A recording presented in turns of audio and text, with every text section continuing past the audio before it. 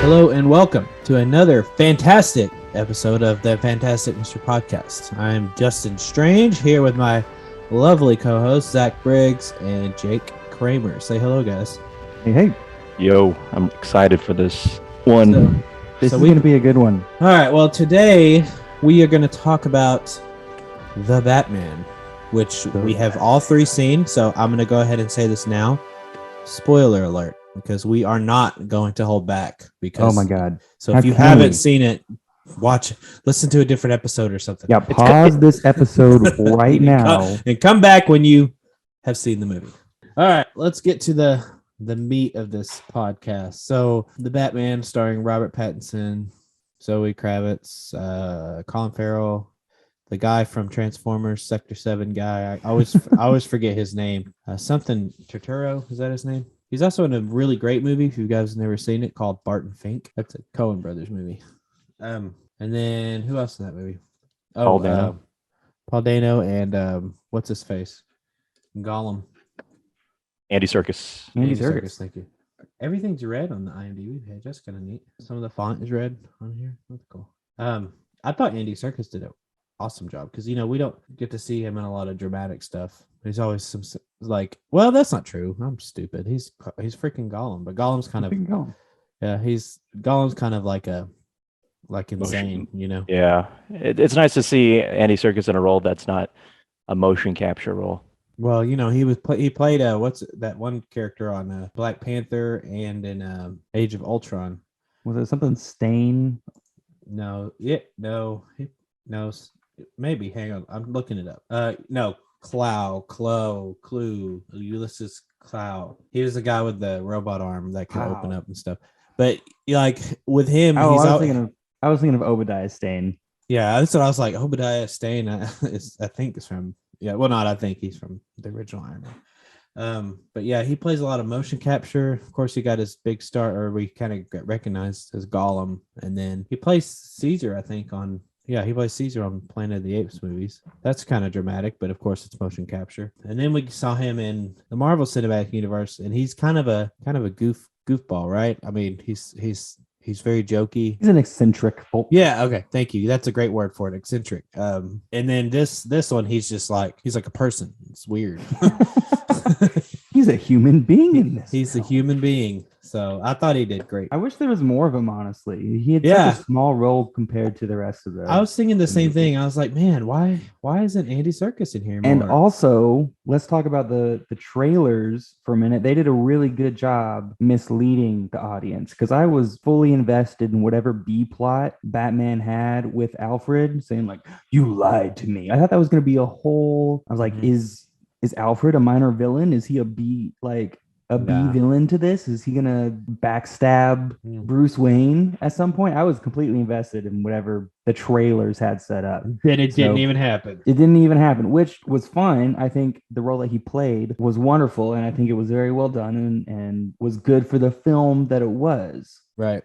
But I just wish there was a little bit more of him. Yeah, I agree. I thought his role for a 3-hour movie was kind of small. Yeah, for a year 2 Batman, I think it's kind of appropriate because Alfred still maybe he hasn't been able to realize exactly what Bruce Wayne is all about. I mean, it's hard to kind of separate Bruce Wayne from the Batman, as is apparent throughout the entire movie, I think. So I feel like he's kind of intentionally being standoffish, not trying to get too involved, but also trying to be somewhat helpful and kind of a father figure in a way for Bruce Wayne. But yeah. I'm hoping we'll see more aggressive involvement from Alfred. And Justin has returned for the listeners that. Yeah, sorry, I had to move up. I had to move out for just a second. I had to get another drink. Yeah, I was just saying. They did a good job, especially considering this is year 2. You mentioned he was kind of standoffish. I think that's a very good, that's a very good catch because this is only like the second year that Batman is Batman, and they're both figuring out their roles. And he probably thinks Bruce is like a little off his rocker, which he is. Oh yeah, and they're still like figuring out their dynamic. The movie did a very good job of thinking about the universe that it's in and the time that it's supposed to be like set in, and actually like affecting it, and actually using that to affect character's motivations, Yeah, because we're all used to Alfred being just Batman's right hand man, the guy that he can count on religiously, reliably, and he kind of couldn't. You almost had this air of like Batman doesn't yet trust Alfred. He relies on him. He has to rely on him because he can't do this alone, but he doesn't trust him yet. Maybe it's the other way around. He trusts him, but he doesn't necessarily rely on him too much. Why do you say that? Because I think that Bruce Wayne trusts Alfred just fine. I mean, I guess if you're just specifically saying trusts him with this mission of the Batman, then yeah, maybe I mean, that's true. what I mean. Not him as Yeah. a person. Him, Yeah, he okay. doesn't trust him to fill the role that Batman this- needs. Of the guy in the chair as a Yeah. Because we saw Alfred being actively involved in unraveling one of those riddles Yeah. with all the numbers, and then they go to the Bat Cave, and Oh yeah. the numbers move around, and there's the message He decoded. did the Wordle. Yeah, the Wordle. So I Lame. think that was like his biggest The world's contribution to the. hardest Wordle. I think that was his Lame. biggest contribution to the entire like detective aspect of this movie. But I was kind of sad to see his role kind of cut short when in the hospital bed. But I like that very emotional scene between Alfred and Bruce. I think that was a great way to kind of end their relationship, at least in that movie. That You was a know, good one. speaking of screen time, Bruce Wayne doesn't even show up for the majority of the film. I'm pretty sure that was on purpose, right? I'm okay with that. I don't care about Bruce Wayne. Yeah, I'd rather see Batman. I just thought it was, I was just pointing out because I thought that was a very interesting take because yeah, we're used to seeing in popular culture this play between Bruce Wayne. Batman Well, with his persona of Bruce Wayne and hiding his identity, where in this movie they didn't care about that at all. It was just full on Batman who's only Bruce Wayne when he absolutely had to be, and it was almost like an afterthought, and that was through the lens of the character. yeah, I mean, it was a surprise for a lot of people in public when the funeral scene. They say, hey, it's Bruce Wayne. It was like maybe one of his first appearances in a while. This billionaire, but he still doesn't come across as that lavish, maybe arrogant, Playboyish. Yeah, that's the playboy billionaire that I guess a lot of people know. Like, no, Christian Bale's Bruce Wayne, but I think you're too. I mean, he's still trying to figure himself out. I think a lot of the criticisms of Robert Pattinson's Bruce Wayne as being, quote unquote emo and too serious. I mean, maybe they don't understand that Bruce Wayne is always in this mental state of Batman. I think it's hard to decipher the two, and he can't feel like he can do anything but the work of Batman. It's not a phase, Alfred. Yeah. So I think it might be a little bit boring if we just saw a lot of Bruce Wayne scenes of him just moping around in the mansion, which is interestingly in the middle of Gotham City. It's not Wayne Manor, is it? Yeah. I don't think Where he lives. Yeah. Yeah. Okay, but I'm used to the Wayne Manors being Out in the outside countryside. out in the Yeah. countryside. So I kind of like how this rich and kind of somewhat elegant and gothic home of the Waynes is in the midst of this trashy city, Crazy, surrounded man, by crime. How the house is always, no matter what Batman, it's always crazy huge. It's like living in an actual castle. I'm like, dude, like I get you're rich, but like you can downsize a little bit. Like, your house is not really bad because it's just you and Alfred in there. You don't have. It's not an Airbnb. It's not a hotel. I mean, I know that they used part of the wing for the boys' home, right? Was it a boys' home or was it just an orphanage? I think it was an orphanage, wasn't it? Okay, yeah. Yeah, but what'd you think about the woman that was kind of like also not like a butler, but she was like an assistant of some sort? She was probably like a maid. What did she was kind of maybe it was the acting, or I thought she came across as kind of like suspicious. Something about her. She kind of caught me off guard because like she came in and I was like, what the heck? Like, why is there another person of help in there? Like, it's always just been Alfred. You're not used to Alfred having, his own staff. Yeah. Which I mean, I guess it makes sense. I think it makes sense for Alfred. Yeah, it does make sense because you never see it. It's always just Bruce and Alfred, but then you see, oh wait, Alfred has his own staff. That's kind of neat. You think Alfred scuttlebutts around getting all the grapes and the blueberries and stuff? I mean, in every piece of Batman whatever I've watched, it's always just Bruce and Alfred. I Like just imagine even Alfred like whipping up a cake in the kitchen, just feverishly. yeah. At cookies. Well, he like Bruce even in requires nourishment. even in Beware the Batman, the show I was telling you guys about, it was always Bruce or not Bruce. Alfred was always, making dinner for him and getting them drinks and all this stuff. Like I think Alfred is like it's like Jeffrey. If you know who Jeffrey is, either one of No. you know who Jeffrey is. He's the No, butler you're on boss. Fresh Prince of Bel-Air. Oh, Like he can, I mean, if you just throw out, if you well, if you correlate it with the TV show, if you just Well- who's George, I don't know. George of the Jungle. Brett. Well, you should know if you know popular culture. Jeffrey, though, was the butler in the Fresh Prince of Bel-Air, and he could do everything.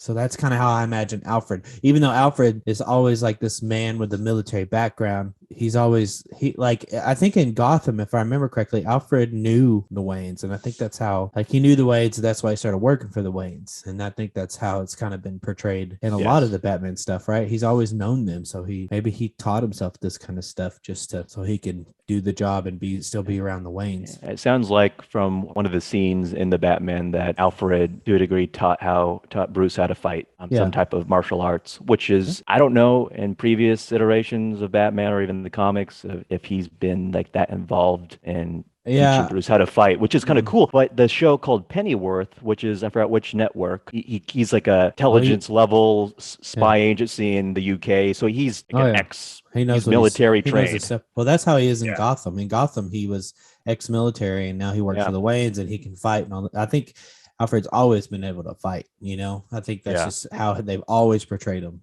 Can you imagine a Michael Caine teaching? I was just gonna say, well, Bruce Wayne how to fight? I almost said that's how they always portrayed him, but then I thought of the Alfred in all the older he was pretty old in the Michael Keaton ones, right? And then even in the Val Kilmer, and I don't remember him in the George Clooney one. It was the same Alfred across all throughout. Okay, that's what I thought. Yeah, so he's just like super old. So there's no way. I don't know. He might have taught Bruce how to do stuff when he was younger, maybe, because all those Batman are like older. Imagine being such a good Alfred that you make it through 3 reboots.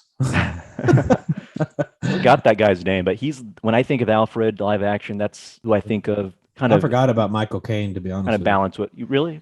Yeah, I like Caine. He just hit every piece of dialogue he had kind of came across as like this memorable quote. Well, yeah, I did like him as Alfred. I just forgot him as Alfred. So anyway, sorry, we could go back to the Batman. What did you guys like about the tone and cinematography of the movie? Go ahead, Jake. You go first. My only complaint, I loved it. I loved the tone of the film. I loved how long and drawn out they were and how steady they were and dedicated they were to staying on shots. But my one complaint from the film comes from early on, particularly when it was downpouring. And I felt like the first third of the movie was impossible to see. They were shooting through so much rain and dirty glass and people's goggles and things like that. I felt like it was almost claustrophobic. I couldn't see what was going on. And I was in an IMAX theater. I was looking at like a 50-foot screen and I couldn't tell what I was looking at. I don't know. But that got better on as the movie progressed. I enjoyed the rain, but I do agree that it seemed like first part of the movie, it just rained. I'm like, there's no way, even in Gotham, that it rains all like this. It's just raining and raining. But I do like, because Batman, he's always doing stuff at night, and I thought they nailed it with the night aesthetic as far as cinematography and stuff goes. I thought it was great. Did you like the design of Gotham? I mean, there's so many different versions of Gotham in live action. And I don't think we really got much of a skyline shot. Not that I remember. Maybe a couple during like the early morning hours with especially the scenes. There was a skyline shot at the Kravitz. very end. It just looked like a New York, Chicago. Yeah, but I kind of like the one shot early on in the film when Batman or Bruce Wayne's monologues going on.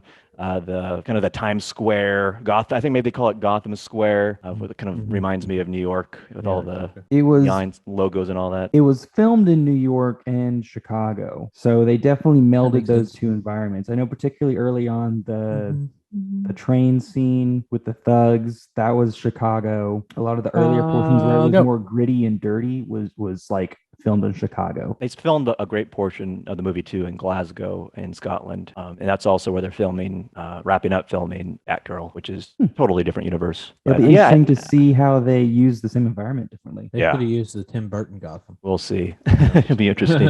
Yeah, but I think the cinematography of the movie was great. For the chase or the car chase scene between Batman and Yes. Penguin, I think that was excellent. I mean, just Oh, making this sports car essentially, To a shoot it in Batmobile. such a way that it's kind of horrifying, and you could see on Penguin's face that he's like, "Ah." I don't know, that's probably not how his face was exactly for the We get listeners, it. but you We can't get see. it. But just the sound of the Batmobile revving up and Dude. the engine, it was just Dude, that was probably that- the highlights. That introduction to the Batmobile was awesome. It Probably was one one of of the my best. favorite parts of the whole movie was that. I was gonna say my introduction. favorite shot of the entire film was the chase scene at the very end when he's walking out of his car with the flames behind it and the camera is upside down. I think I Yeah. literally gasped. In my theater, A screensaver. everybody cheered in that moment when he came out. It was like I was holding my wife's hand and I literally like threw her hand aside I was holding my wife. to bring my hands up to my face because What's I was your- so like amazed at the image that I saw. Whoever shot Yeah, it was lovely. that frame is just A incredible. master. Yeah. They're The music happen like there's the Oh, theme that the music. happens. Yeah. Oh, that's a during whole other that. thing. But what do you think of the suit? I know obviously we've known about this, what the suit looks like since like the trailers and all that, but we get obviously a full-fledged look. I think Yeah. it's pretty tactical. It reminds me. I was going to say that too. Yeah, it Yeah. makes me think of Arkham, like the Arkham games. Yeah. Kind of what it reminds me of, minus the whole emblem coming off as like a giant blade. That kind of, to me, that was kind of weird. Like I was like, when he put it back in, I was like, what the heck? Like- Like that thing was a knife the whole time. Yeah, Did, like, did you know? Did you know the symbols made from the gun used to kill his parents? Yes. The chest Is symbol. that how do you know that? They Articles released and that confirmed. online. Yeah, Matt Oh. Reeves has talked Oh, about okay, it. okay, that's Or- cool. Yeah. That's interesting, but it's a knife, so Yeah. he turned a gun into a knife. I guess I kind of felt like I was thinking in my head, yeah, did you really need to pull that out to just cut through or whatever that was? It was just I mean, like a rope or something. I was Because like, later we dude. see that he actually has like a batarang like toward the end of the film. Yeah. So it's like it Yeah. is just to show us that it's a magnet essentially.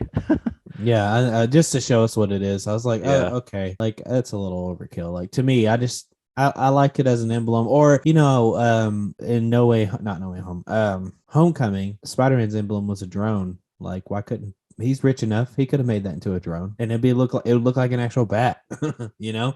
No, I like it. I think it just kind of speaks to his like resourcefulness. I guess and that's the one thing I liked about this Batman is particularly Christopher Nolan's Batman. I felt like Bruce Wayne was reliant on his strength and his like technology, whereas this Batman was much more real and relied more on his investigative work. He was able to see and dissolve puzzles and actually like go do the legwork, whereas Christopher Nolan's Batman just had a whole bunch of gadgets that he was able to use. And this Batman obviously used gadgets, but I feel like he used them in a much more logical sense, a much more like grounded real sense than just like, I don't know, a giant sonar system that you can see the entire city. Yeah, that was crazy. What do you guys think when he said thumb drive and that kind of, remember that part?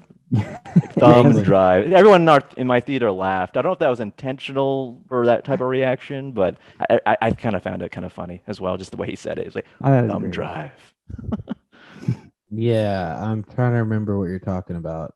He was solving the Riddler's puzzle. Oh. And he was saying like the USB, and they cut his thumb off. Yeah. Oh, yeah, because the thumb was a thumb drive, wasn't it? Yeah, the thumb Yeah. was the thumb drive. Oh, yeah. I do remember chuckling at that part. Yes. Because it was kind of funny, I'm sure there was some comedy in this movie. Like it wasn't none. It wasn't just a completely serious movie, but there wasn't as much as, past, especially like George Clooney. And So what did you guys think about Zoe Kravitz and Catwoman? Do you think she was an important character, and how vital was she in the overall movie and Batman's goal of trying to figure out who the Riddler is and make sure that he doesn't destroy the city? Thoughts on Catwoman? I liked her. I thought she did great. I think she was kind of an integral part of the film. I don't feel like it was, honestly, with me watching it, I felt like that was just kind of, I almost felt like it was a little bit of fan service for just male audience. Like she obviously had an important part in the film, and she is a significant character, but I felt like how they used her character took me out of the film a little bit, just how gratuitous it was. I think there was like one scene where her friend had been kidnapped and she was going to suit up and go get her, and Batman's like peeping on her like a perv outside the window, and they had her taking her clothes off in a scene. I don't think that was needed, you know. I don't think that was needed. They could have just had her be in the suit and be the character that she was and fulfill that role. I felt like she kind of filled in that male audience, like for the male gaze a lot, which I don't know. I was kind of disappointed in that. She did great. She did a wonderful job in her character. I was just kind of disappointed in, I guess, the production on how they decided to use her. I'm gonna agree with you there as far as the production, how they decided to use her. Like I don't think Catwoman is ever needed because I don't care for Catwoman at all. Even like in the games, there's times where you play as Catwoman, and like in the older games, like the older games, when I say the older games, like Arkham games on the 360 and the PS3, Catwoman stuff was DLC, right? But in the newer ones, when they remastered Arkham Knight, or not Arkham Knight, Arkham Asylum, Arkham City, and Arkham City is where you play as her. You have to play as her, like it's part of the game. And I'm just like, oh great, another Catwoman thing. Like I have to play as Catwoman now. And so I don't know. I've just never, ever cared for Catwoman. So what character would you have them put in her stead? I'd rather see Poison Ivy. That would be a little too much with the Riddler and stuff, I think. But if they're gonna put a female character in there, it doesn't have to be like Catwoman. I mean, there's other female characters that Batman has. And do you think Batman would have discovered that El Ratatata, whatever the code was, would end up? Do you think it would be as seamless to discover that Carmine Falcone was the kind of the guy behind everything?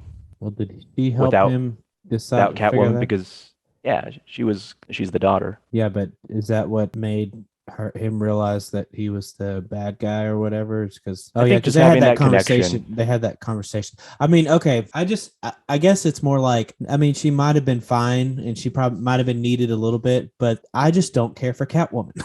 I never have. Like I guess it's just a thing. I'm just like, okay, here's Catwoman again. And now I'm gonna associate this girl with Catwoman and how I didn't care for Catwoman. And unfortunately, and I know this means nothing to her or anybody else listening to this podcast, but like when you have characters I just don't care for, I don't care for the actors after that. So like Oscar Isaac, first time I ever saw him was in Force Awakens as Poe Dameron, and I'm like, okay, don't care for Poe, and now I don't care for Oscar Isaac. And like he's playing Moon Knight, and I was like, could they not have found anybody else? So and then you didn't like him in Ex Machina either.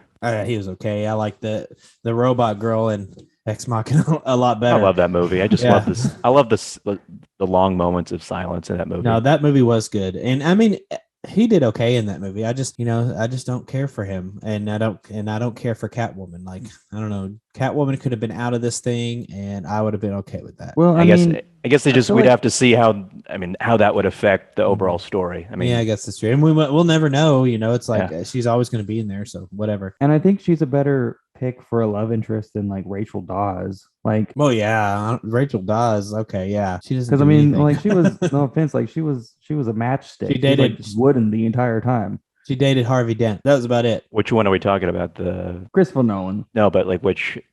She was played by Katie Holmes and then Maggie Gyllenhaal. Either one, okay, the character. But they're the character, Jason Dawson. So if I'm gonna have a love interest, I'm gonna have to have a female character. Well, which I think is I do like. And I'd rather have Catwoman. I do like the dynamic. It's a more interesting relationship dynamic. Yeah, well, I was just gonna say I like that. I like the dynamic between Catwoman and Batman. They always have this weird attraction. Playful. But it's always this playful, because cats are playful kind of sexual attraction towards each other. But, she's not as, I don't want to say good as Batman, because Batman, he doesn't kill people, but he's crazy in other ways. So it's like he's more of an anti-hero. Yeah, okay. That's a good way to put it. She's more of an anti-hero than Batman, so there's that interesting dynamic there. But I don't know. I just never cared for Catwoman as a character, period. I don't care who plays her. How did you guys feel about Paul Dano as the Riddler? Man, that guy can act. Dude. He's the standout for sure. I mean, seriously, I thought he did a great job as the Riddler. And I don't know if you guys saw this, but they did a side by side with Jim Carrey's Riddler and Paul Dano's, and Jim Carrey's wearing the same glasses in the original, or not the original, but Batman Forever. He wears the same glasses that Paul Dano does. I don't know if they did that on purpose or not, but I like the fact that he wore that suit with his glasses on over it. I thought that was a really nice touch, like for his costume, because the Riddler, we know him as the Jim Carrey's the Riddler, wears that spandex suit question mark thing, and then even in the '60s Batman show, he's the same way. And then you have the games where he wears like. In one, he wears just like a shirt and shorts with question marks on it, and then he wears like this really sweet suit, and he has like a cane. And this one, he's got like head to toe jumpsuit on with glasses on over it. So I thought that was kind of a neat take on the Riddler. I like the take on the Riddler and the fact that he was like an incel 4chan like internet troll.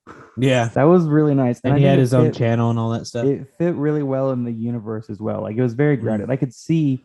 Like if Riddler was a real person in our real world, that's who he would be. He would be a dude behind a computer screen who thinks he's the next Anonymous doing just sick stuff and vlogging about it. Yeah, I agree. Yeah. I thought it was a good take on the Riddler, like a really good take. Like, and not only that, but Paul Dano, man, like I just said, he can like. The first time I saw him was in The Master. No, not The Master. There Will Be Blood. Yep. And he did a great job in that movie. And then I saw him in Little Miss Sunshine. I don't know if y'all seen Little Miss Sunshine, but he's in that movie, and he does a great job in that. And he's just like he's silent for half of it, because he takes that vow to be silent for however long. I think the scene that captured my attention with Paul Dano was his realization from Batman in Arkham Hospital that his plan's actually not going the way he thought it would be. He's like, no. And Batman's just rubbing more care. salt on the wound, and it just that entire reaction and how it kind of unravels in his facial expressions, his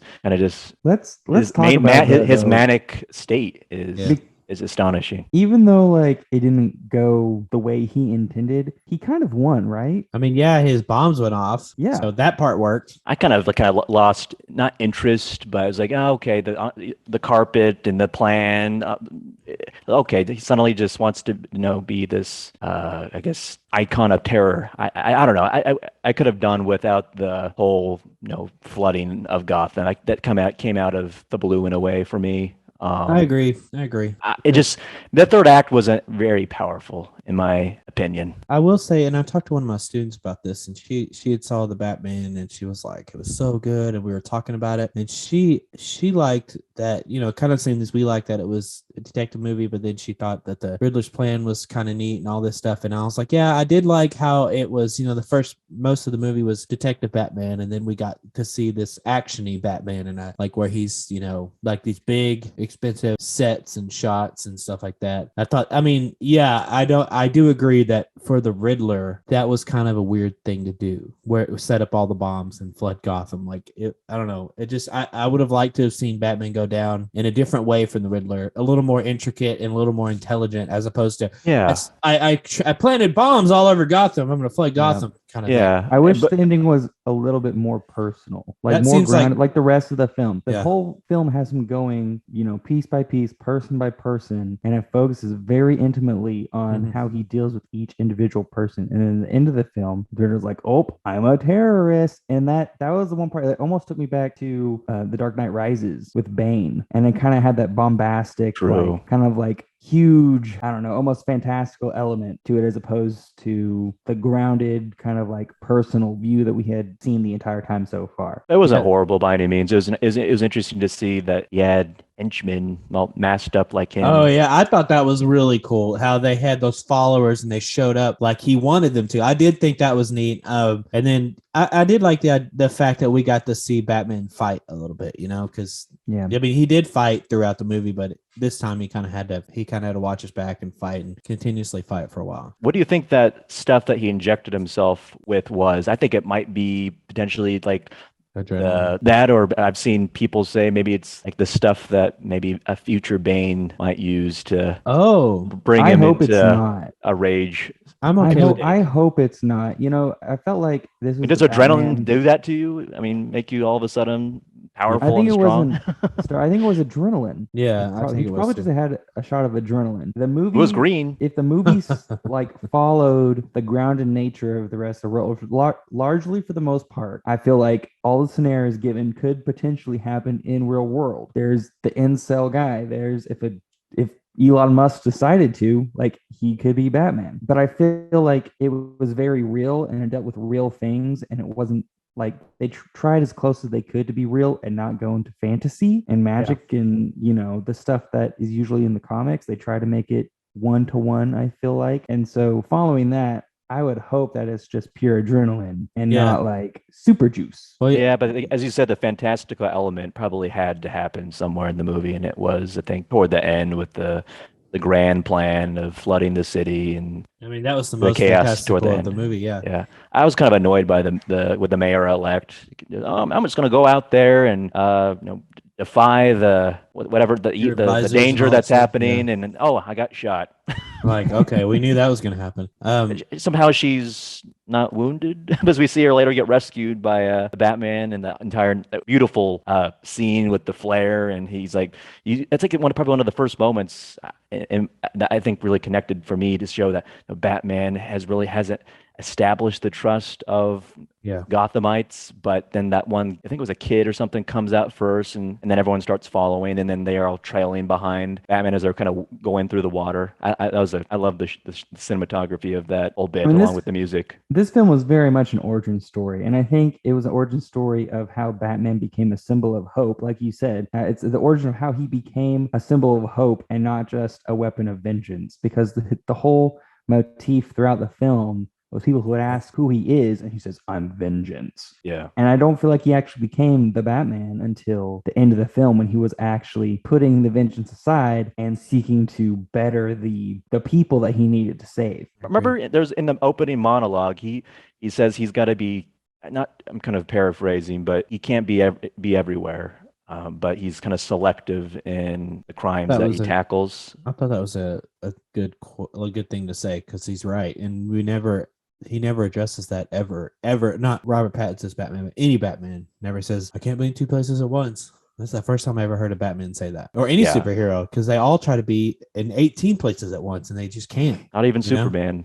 Yeah, I mean, they just can't be in, and like, there's so many crimes going on at the same time. There's just no way. And so I thought it was nice that the writers addressed that. Like, I have to be selective. I can't be in two places at once, kind of thing. I thought that was a neat addition. The subway scene was kind of reminded me just the aesthetic kind of the Joaquin Phoenix Joker. Just something about the interior and the exterior of the subway kind of it brought back some flashbacks of Jokers, just from an aesthetic standpoint. I would love to see those two in a movie together, but it's not going to happen. It would be interesting to see, because the Joker, Joaquin Phoenix, is significantly older than Robert Pattinson. I think that age gap is just fine with just the Batman and Joker in general, because the Joker's way older than the Batman, isn't he? I think Joaquin Phoenix's Joker, he looks like a lot older because he's like frail and it's like he hasn't eaten a sandwich in many days. But yeah, I think it's supposed to be like in his late 30s at least. And as you said, the Joker's always been considerably older than the Batman. But and obviously, we'll probably talk about it. But this one's seems to be on the younger side. Yeah. I'm curious what you guys think. I couldn't help but wonder when I was driving home or trying to place, like, okay, if the Riddler is like this incel keyboard warrior, when the Joker had Keyboard warrior. when the Joker had his like kind of little debut at the very end of the movie, his little tease, I couldn't help but think of like, okay, what's this guy's story? Because if they made the Riddler's character as grounded as he was, I kind of want the other characters to be as grounded as well. So I'm thinking, what would happen, or what's the backstory for this Joker to exist in this Batman's world? Right. And still be like realistic. Well, did you see the deleted scene? Yeah, I saw the deleted scene. I thought the way he looked was more realistic than, because you don't really get to know him in that scene at all. But the way he looked, I thought was more realistic than most Jokers. Reeves confirms he's disfigured. He's born disfigured. There's no acid scene. Okay. So I thought that initially. Question. But yeah, I did too. In interviews, he said that it's no ACE chemicals falling into a vat of acid. acid. He's kind of got the like Hunchback of Notre Dame thing going on. Yeah. Yeah, My but then again, I Hunchback. think it kind of fools a lot of people. I mean, that people that know kind of the traditional origin story of Joker, of him falling to acid and such. I mean, you see his like he's bald all over, like Mhm. patches of hair. I mean, I would Yeah. think maybe he was got into some major accidents of some sort. Not I don't know what the condition that he has. I mean, you saw this how scarred up his face is and It looked like he was everything. burned. I mean, they Burned, did look yeah, like yeah, acid scars. It looked like he had But like even his hands. boiling water thrown on him. Yeah, yeah. his Yeah, you see hands his look the same. hands. Yeah, Yeah. no, his hands look that too. I was like, man, but I thought he did I thought he was a good looking, good sounding Joker. I just Barry Coon, Barry yeah, if they something. He's use an Irish him, actor. yeah, if they use him in the future, I just hope they do something with that hair, like make him wear a wig or get hair plugs or something. Like just because the Joker's always had hair, and not only hair, but it's always green hair. And how weird would it look It if looked he's got green. a bunch of bald spots in it though? I think this is one of the more disturbing Yeah, looking I mean I Jokers. get it, Like but it's kind of almost off-putting in a It's way. I mean, grotesque. yeah, it's grotesque. I mean, Heath Ledger's was, I think, up there with yeah, the creepiness, about the knife, yeah. scar face, and everything. But I think whatever the backstory of this Joker is, it's definitely trauma-filled one. Well, But so y'all have anything else you want to say about the actual movie? yeah, I want to go back to the Joker though. Okay, go for it. I think I'll eventually go back to Joker, but I think the music, the Oh, theme, thank you. Yes, it is very kind of a simple Darth Vader-esque type I agree. of set of notes, and Yeah, it's yeah, memorable. yeah. He reminded me of a funeral dirge. Dirge. That's the first thing. That's the first thing I heard. Is like, oh, this is a funeral march. Yeah, I liked it too, though. Even if it sounded like a funeral dirge, whatever that is. And then some of the music kind of reminded me of the animated Batman animated series. Well, I think I'd read something It that they did, drew. especially at the end.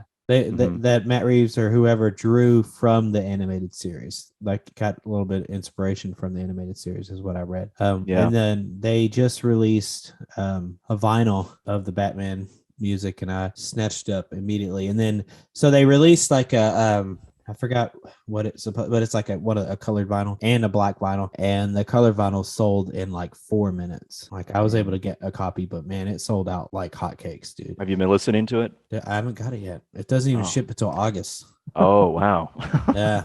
Pre-order. There we Yeah, go. it's a super pre-order. I pre-ordered it way in advance, but that was the only time like it was gonna drop on this day, and I had to be ready. I went in there, and I even had to, like, one of my students needed to talk to me, and I was like, "You got to wait." I was like, "I got to do this," That's and hilarious. they did, and it was like my planning period or during fifth period or something, and they came in there like, "Hey, Mr. Stranger," and I was like, "Okay, but hang on just a second. I have to do this thing." And I told them what I was doing. I was like, "There's a vinyl on sale, and it drops in." What do they say? They just kind of laughed. Oh. I was like, "Yeah, sorry." What's vinyl?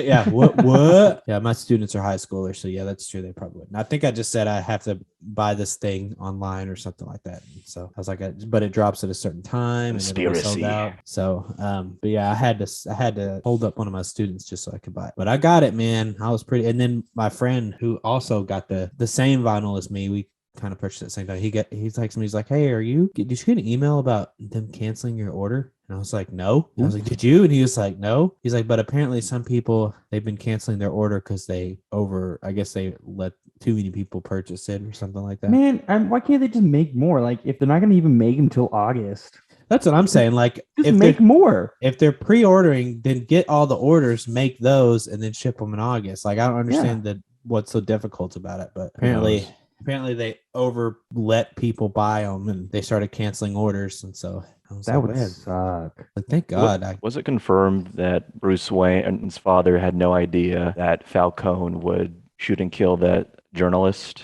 to cover up the? I don't know, but it seems like it's. I mean, certainly Thomas Wayne knew Falcone's history, and maybe he's that naive of what kind of person he really was. I don't think it was confirmed, but I think that he knew it wasn't just going to be like, "Hey, stop doing this," Like he had to have. Like you said, he knows Somewhere in his Carmine mind, he Falcone's had to. history. Yeah. He's Yeah. just like, you know what? I'll just act like I don't know anything, and he's gonna do what he's gonna do. Blah blah blah blah blah. How do you think the Riddler found all that information? I mean, I probably just investigated, right? He's not an idiot. He just used Google. Yeah, he might. He Might might have. have. Remember Yeah. that little montage on like the news channel, like where he's basically talking about his discoveries of the Wayne family, and he connects the dots. Yeah, it's very possible he used Yeah. Google, or he Yeah. used Google with a mixture of We need a public deleted records scene. and all We this need stuff. another deleted scene on that bit. I want a Riddler montage. Gosh dang it. Yes. I need to know everything. I want to know what the Riddler eats. I wonder what he eats. He probably like drinks Huel. Yeah.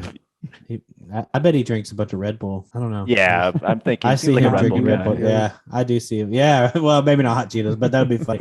Bruce Wayne eats Just- grapes or whatever he was snacking on. Yeah, and then the Riddler drinks Red Bull and hot Cheetos. I like the Ugh. bit where he puts on the glasses. Bruce Wayne puts on the like what look maybe Ray-Bans or something. It's just like because he's so used to being active at night, Yeah, and then the light like has Probably- the bats are blind type yeah, of thing. because he's inside, isn't he? When he puts those Yeah. on. Yeah, okay. Yeah. I need to see this movie again. I've been saying that, but I still have yet to see it twice, and I really want to see it in theaters again. Maybe not in IMAX, but the IMAX Regular. was cool. It was Oh, pretty yeah. cool to see it in IMAX, and I was sitting right in the center. Man, it was awesome. And like there were no previews, so like when I sat down, I maybe had a few minutes before the movie started, and I sat down, I got everything situated, and then the lights went down, and this all over the screen, boom, the Batman, like no previews or anything. I was like, that is awesome. And just you and I, we went to the obviously different theaters, different states, but we went to the IMAX exclusive showing that was The on a early showing. Tuesday, early Yeah. showing. You got there kind of at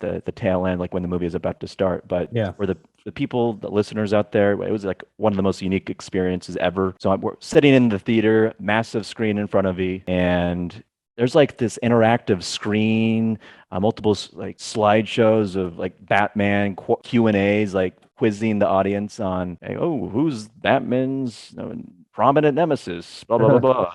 And it's like, and there's like, in the top right, there's a countdown to when the movie is going to begin. And there's all this music happening. It was just like pretty interactive, I Yeah. thought, and no previews, as you said. It was probably one of the most Well, unique that's probably experiences just ever. like the theater doing that. Like a lot of theaters will do stuff like that where they have these small short quizzes and stuff, Yeah. interactive things you can do while before the movie. Like now they got to a point where you can log into an app on your phone and play a game together, and then the scores end up on the screen, kind Yeah. of thing. It's pretty cool. This one also had like a QR code. You could bring your phone up to the screen and you get to see like inside the Batcave and all that. I didn't do any of that stuff because I was trying to hold on to my comic and make sure it wasn't ruined. Yeah, I Oh accidentally. yeah, we all got comics. It's what's the Long Halloween? or Long something? Halloween, but with part one or the something. the Long Halloween, but with the Batman actors essentially. Yeah. So or let me, I wouldn't say the actors. They look like they're from the original comic, but you know it's the Bat suit, it's the Catwoman suit, and it's the Riddler suit from the Matt Reeves. So So it's like You- a this- DLC for comics. I mean, seriously, Yeah. It looks pretty cool. I Yeah. think. I didn't read it. When I realized it was the Long Halloween, I was like, I'm not reading this. Like I thought it was an original comic. Maybe it has to do with the Batman, but nope. They just reskinned it essentially. All right. What would you like to see in a sequel? I mean, Dadgummit, where do we Zach, go I from was here? just about to ask that question. I was literally about to ask that question. I was going to Ask the ask. question. I was going to ask specifically, like, what villains would you like to see in the sequel besides the Joker? I would say I don't want to see the Joker. I hope the next movie, I hope the main villain isn't the Joker. Like I don't think he will be. it's an intriguing character. The character design is great, but I don't want to see him. We've had the Joker Over in so and much over media and already. I over want and an over and over. obscure Yeah. villain. Well, I think I would like to see Calendar Man in there. Calendar Man. And if we had to think of like maybe a bigger villain, maybe Two-Face, because he's I'm been tired in- of Two-Face as well. Tired of I Harvey thought- Dent. I'm just trying to the think. movie. I thought the Joker was Two-Face Yeah. for a hot second. That's what I thought. That's who I thought that was. I was asking my wife, like, is that? I can't see again. Kind of, it was difficult to see sometimes. Well, he even says shooting like through glass. you do something or whatever, and they call you a Joker, and I was like, oh, that's a Or Joker. a Yeah. clown or something. Oh So yeah, when I no, initially that's what they saw said. They it, call you a clown. When I man. initially saw him, I was trying to like figure out whether or not that was Two-Face, because that would be interesting as the next villain. And I know Yeah. he's been in it already. He's already been in Batman films already, but not as the main villain. Yeah, I would like to see some more obscure, like I said, Calendar Man or Professor Pig. But Professor Pig isn't really that, like, he's interesting because he's a weird guy that wears a pig mask, but that's about it. I think just like maybe as a smaller villain role, I don't really know as a bigger, like, I don't want to see Bane again. I mean, Two-Face might be okay. Joker, I'm cool with Joker not being in there again. Who else have we seen? Scarecrow. I'd like to see Scarecrow, but of a more, not this, just putting a burlap sack over his head and spraying some gas at you. I think that'd be cool if they did something neat with Scarecrow. That'd be cool if they made him like a serial killer or something. You know, he would go and he would actually like freak out his victims for the night and then kill them like right before sunup or something like that. Something Okay. that's like very personal and realistic. I think I think could see, Crane. I'd like to see like Mr. Freeze. Oh, dang it, maybe- Jake. I forgot about him. But maybe, you know, instead Oh. of being Arnold Schwarzenegger, he's like you know, I was talking with my wife, maybe he's just like a nurse at the hospital or something, and like they're Yeah. working with cryogenics or something like that, and his department loses funding or something like that, you know, like something more grounded. Like, what if Mr. Freeze was a character? Yeah, but he's got a good story anyway. I know, but I'm just like, if we're making it quote unquote realistic for this grounded Batman, I mean, yeah. he wouldn't have an ice gun, he wouldn't be in this mech suit. He would be like a dude. Maybe it happens in the middle of winter or something. Maybe like, Batman does something on accident to shut down the hospital where his wife Exactly. is on her deathbed and she ends up dying because of Batman's negligence. yes. Man, I knew, like, in my head, I was like, there is another character I've been saying I want to see, and I forgot who it was, and it was freaking Mr. Freeze. And I do think he would make a great Victor Freeze. if they did something interesting with him. Like, I'm okay with the mech suit, kind of, if it's a little more realistic. Not like It's hard to visualize any suit in this universe, but I'm sure that they could pull it off. Oh, That's yeah, what I'm I'm sure. saying. Like, even Bane, I'm like, who would Bane be? Would he just be like I a thought he was- roided up like meathead? Would he just be like this dude that's working But out? I thought he was pretty grounded in the Nolan trilogy. I thought he looked good. He had It's like the- this he had, the philosophical mask, dude. Yeah, though, the and, mask was cool. I liked the mask. it was cool, but I'm saying it was still kind of like fantastical. I don't know about that. Like, it had, I mean, fantasy and sci-fi elements, and I look feel at like the- this Batman is less grounded in sci-fi, more grounded in like real life detective work and things like that. So, what would a real person in our world fill that role? How would a real person fill his role in the world that we live in right now? Which is, I feel like that universe is trying to emulate. Yeah. Yeah, I agree. Yeah, I guess it'd be interesting to see whatever they decide. There's a lot more grounded villains that they could go with, or storylines like the Hush comic book Hush would be storyline. good.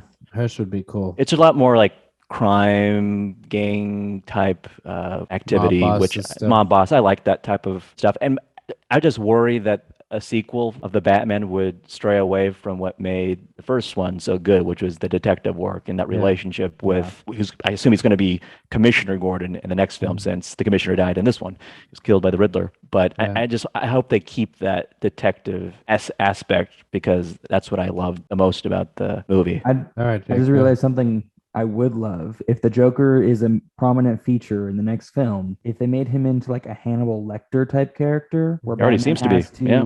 he has to keep going to him for information, Yeah. and he like pulls the strings from behind his cell.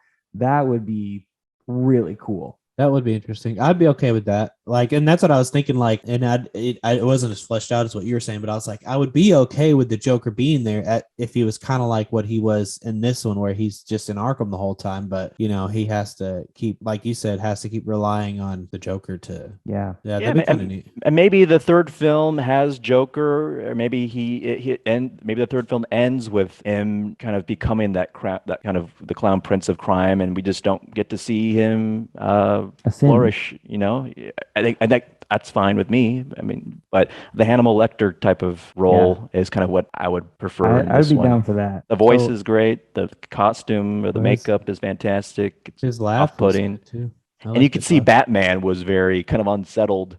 Yeah. Well, yeah. With interacting with Joker I wonder compared to Riddler. I wonder if Matt Reeves told them, like, oh, this is going to be a deleted scene, or if he was like, just didn't say anything. I was reading some interviews, and Matt Reeves was originally thinking about including this scene, but then he talked about how it might, pacing issues for one, and then it would kind of detract and lessen the impact of that scene between Riddler and Joker.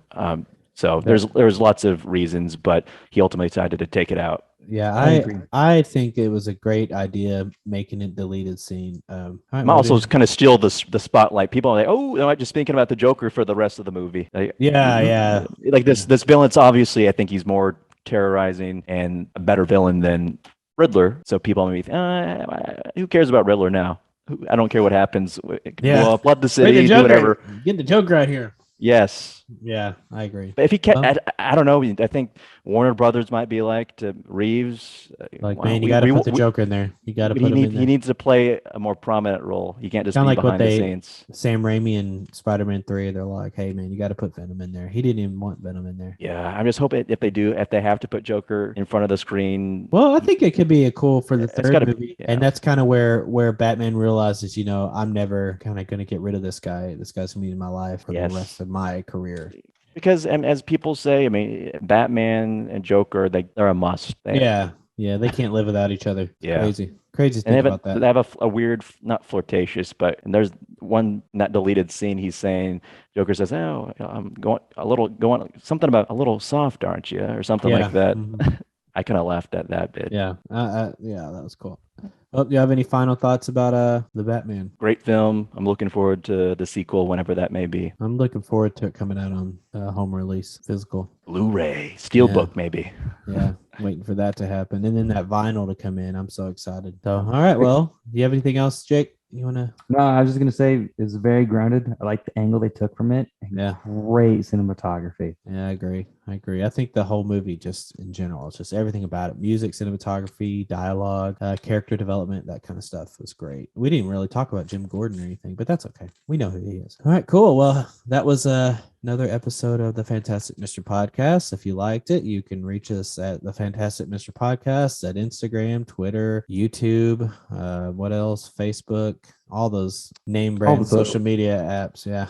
OnlyFans in the making. We have, let's get an OnlyFans. All right, cool. Well, if you guys have any ideas of anything you want us to talk about, please hit us up. If there was stuff you liked or didn't like, please hit us up. We would love to hear from you. Right, guys? That's it. Totally. Yeah. See, they say what I make them say. All right, cool. Well, we will see you guys next week then, right, guys? That's right. Have a fantastic day. Did it again. All right, see you guys.